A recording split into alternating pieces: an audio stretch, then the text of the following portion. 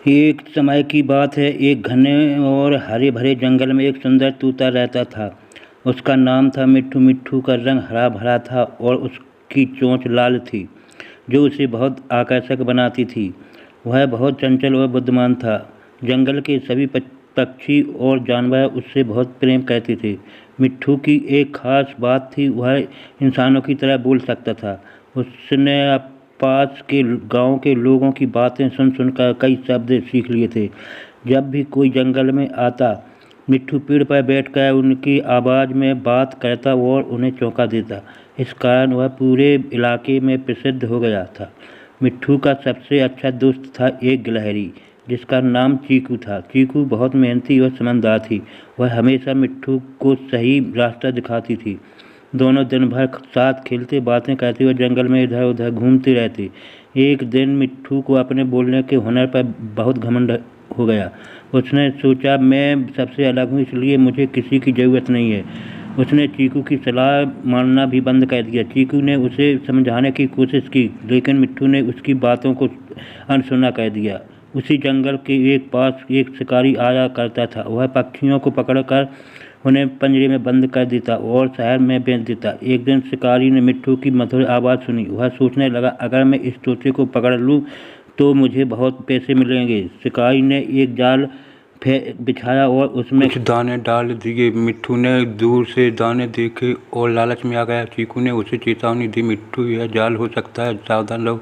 लेकिन मिट्ठू ने अपनी बुद्धिमानी पर भरोसा करते हुए कहा, मुझे कुछ नहीं होगा, मैं बहुत चतुर हूँ। जैसे ही मिट्ठू दाने खाने के लिए नीचे उतरा, वह जाल में फंस गया। उसने बहुत कोशिश की, लेकिन वह बाहर नहीं निकल सका। तभी शिकारी आया, उसे पकड़कर पिंजरे में बंद कर लिया। अब मिट्ठू बहुत पछताता रहा। उसे अपनी गलती पर एहसास हुआ। वह सोचने लगा, काश मैंने चीकू की बात मान ली होती। पिंजरे में बंद होकर यह उदास रहने लगा। उसने खाना पीना भी कम कर दिया। उधर चीकू अपने दोस्त को बचाने के लिए बहुत चिंतित थे।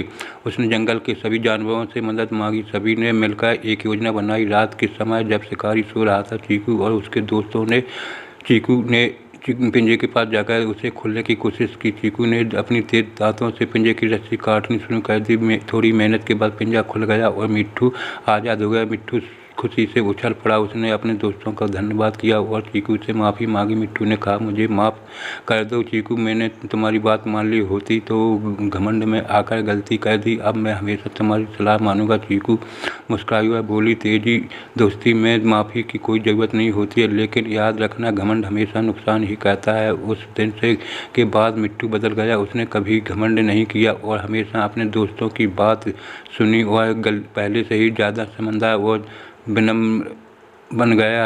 जंगल में फिर से खुशियाँ लौट आई। मिट्ठू और चीकू की दोस्ती और भी मजबूत हो गई। अब मिट्ठू अपनी बोलने की कला का उपयोग कर दूसरों की मदद करने के लिए करता था, न कि अपने चौंकाने के लिए। घमंड मनुष्य या किसी भी जीव का सबसे बड़ा दुश्मन है। हमें हमेशा विनम्र रहना चाहिए और अपने सच्चे दोस्तों की सलाह को महत्व देना चाहिए। दोस्तों, वीडियो अच्छा लगा हो तो आप वीडियो को लाइक करें एवं सब्सक्राइब करें।